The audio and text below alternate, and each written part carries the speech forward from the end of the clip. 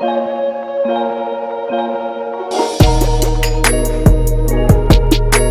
it going, everybody? This is the COD Majority, and today I'm going to be giving you the settings I'm going to be using for Modern Warfare 2's multiplayer for the best balance of FPS and graphic quality. If you enjoy this video, feel free to leave a like and subscribe. It will really help this channel grow. If you're running different settings, feel free to let me know down in the comments below. Have a great day. Right now, we're in the campaign version of Call of Duty Modern Warfare 2, as the full game has yet to release, and graphic settings are going to be pretty much the same, I would assume. With that being said, let's hop into the display settings. Right now, I got my display mode at full screen borderless. The only reason for that is because I'm recording on OBS on the other side, my second monitor. When I am actually playing, what I'm going to do is change this from full screen borderless to full screen exclusive. Full screen exclusive is basically your regular full screen mode from Warzone and Modern Warfare 2 in the previous iterations. I don't know why they changed it to full screen exclusive, but it is what it is. This is what I would be using. It makes it harder to tab in and out of windows, but it is going to give you the best FPS boost. Display monitor, obviously, it's going to be your main monitor. Your graphics card, I only have one graphics card. Some people might be running two. It's just going to be the RTX 3080. Some people who stream or whatever, they might be going through their Elgato. Dynamic resolution is going to be off. Aspect ratio is going to be on automatic. Usually defaults to 16:9 depending on your monitor. VSync off. VSync menu is off. Custom frame rate, I have mine as set to custom, and I'll show you what I did here. Not that I'll ever reach 300, but I have it set for the max to 300. Frame rate limit I have set to 100. The reason I did that is just to alleviate the stress on my PC while running in the menus. If idle, I don't need it. I'm trying to push 300 plus FPS in a menu. Restart shader optimization. This setting here really is only used if you are having graphical issues in game. What this will do is re-download those shaders.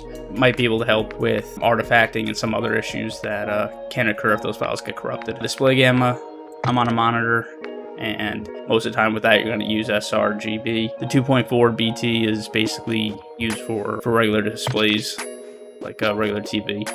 Brightness settings, that's personal preference. I go through the video control panel and I mess around with those settings a lot too, so having this brightness setting here is going to be very distinct to your setup. We're going to have focus mode off.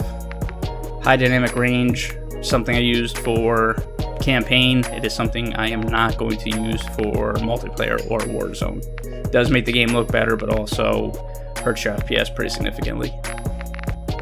We're going to tab up here to quality, and we're going to go to quality presets. I have mine set to custom. They do have all these different recommended performance settings depending on what you're looking for. I have mine set to custom. So right here for render resolution, I don't know why this is happening, but every time I tab out of this and tab back in, it changes. This should be at 100.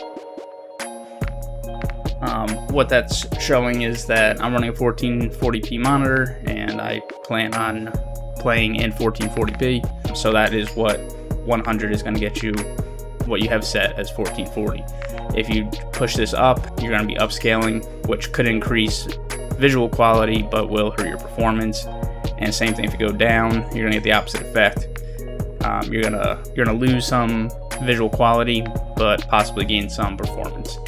In my setup, I'm leaving it at 100. Upscaling and sharpening, I'm gonna probably have this set to Fidelity FX CAS. Previously I was running NVIDIA DLSS on Warzone for the extra frame boost. Worked great for me. I did notice a small FPS increase.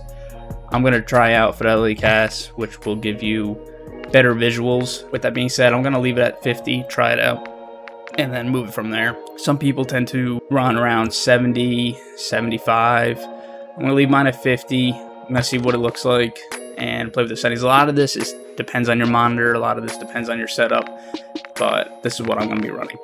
Anti-aliasing, I'm going to have mine set to SMAA2. Filmatic is going to hurt you a little bit more on the FPS side, and honestly, if I had the ability, I'd most likely turn this off. For whatever reason, we don't have that option here. So like I said, I wouldn't keep this off. However, without that option being available, I'm going to leave my anti-aliasing to low.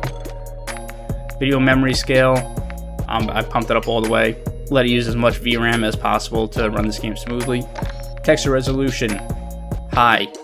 Texture filter, high. Nearby level detail is something I'm going to mess with as well. Currently I have it on low. Put this to high, and I'm going to put distant level of detail also set to high.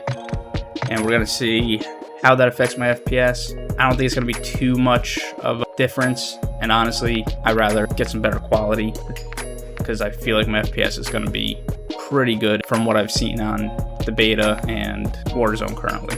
Clutter draw distance goes in line with the distant level of detail and nearby level of detail. For a regular multiplayer, I feel like this might not be a big difference. For Warzone, you're probably gonna want this for long. Particle quality, high. Particle quality level, I have set to low. Bullet impact and sprays, I keep this on.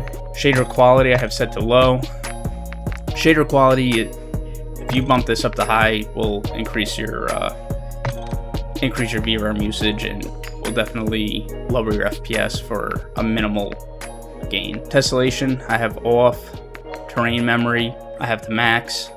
On-demand texture streaming, I'm gonna probably turn this on, and the reason I had it on in Warzone, not that I noticed a significant difference, is I have good internet. I'm running gigabyte internet here, and I'm hardwired, and I'm truly getting 1 gigabit download speeds. I don't feel like this hurts me at all. You're running wireless connection, if you're running slower internet, or maybe your system's bandwidth is bogged down, I would turn this off.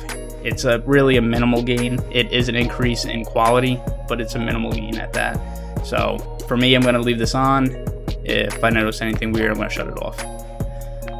Streaming quality, I'm not gonna be streaming. I'm gonna have this set to low, low. Physics quality, a lot of new settings here coming with this year. Deferred physics quality is for water. I don't know how much water is really going to be in the game, especially in multiplayer. I just left that at high. When Warzone 2 comes around, we'll play with that again. Shadow map resolution, I have set to normal. Screen space shadows off. Spot shadow quality medium. Cache spot shadows off. Spot cache shadow medium. Cache sun shadows off. Particle lighting high. Ambient occlusion off. Screen space reflections normal.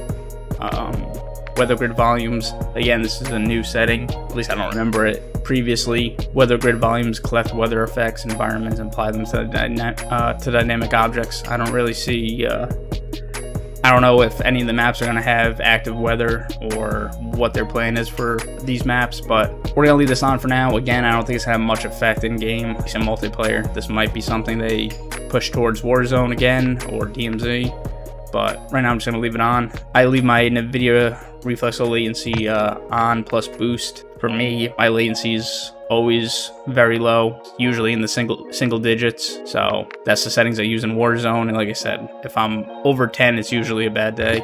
So I'm gonna leave this on, I'm gonna mess with it. Depth of field is something you want off. World motion blur off, weapon motion blur off. The reason for this is you could easily see it in the pictures here that they're demonstrating.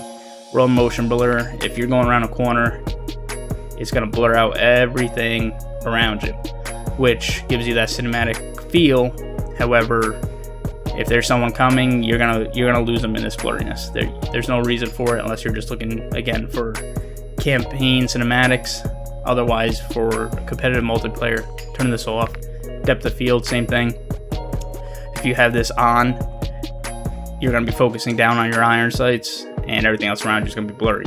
You have this off, you'll focus down your iron sights, and you're going to have full visual alertness around you. Same thing, weapon motion blur. Film grain off. Again, it gives you that grainy, that noisy look, almost like a video. Again, no need for that. Honestly, I don't even like it in campaign. I left it off. And then view, field of view. I have mine set to 120. I usually have mine set to about 110.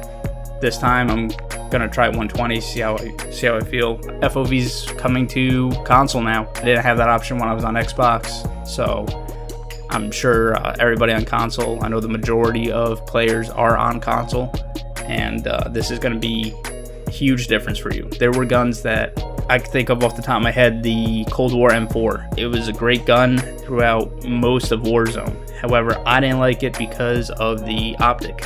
The visual recoil on the optic, the axis 3 times or whatever it is. I didn't like the way it looked on my Xbox, being zoomed in that much with 80 FOV or whatever it is. It just took up too much of the screen, and the visual recoil was too much.